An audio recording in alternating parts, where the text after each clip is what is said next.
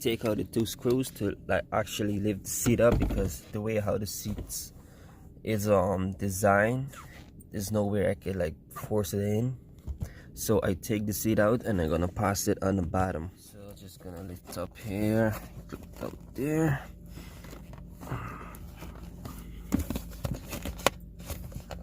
And that's how we get behind here. See if I can take these ones out. This one is a little bit more. So I did run into with some problems passing the cable through, because I guess there's like a stop block here, so I couldn't get the cable to come on right through. So I had to like take out all the cover and everything. So now I have access to it, so I'm just gonna pass it through.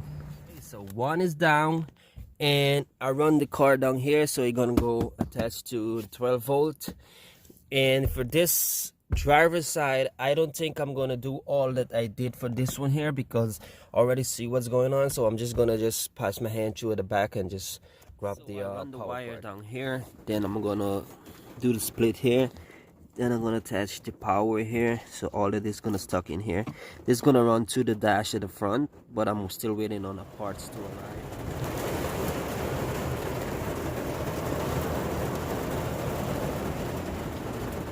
So before I reinstall back everything, I just want to make sure that it actually works.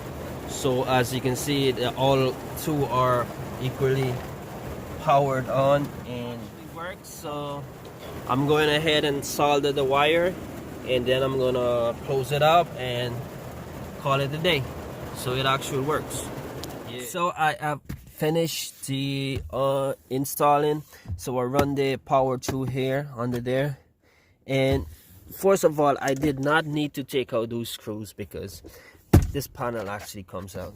So I'm gonna screw that back in. So whatever on this screen here, project on that screen there. And I'm going to try to run it to the front monitor, but I'm still waiting for that part to come.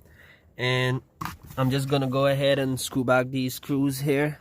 There's 2 at the back and there's 2 more at the front, and that should be it for the install.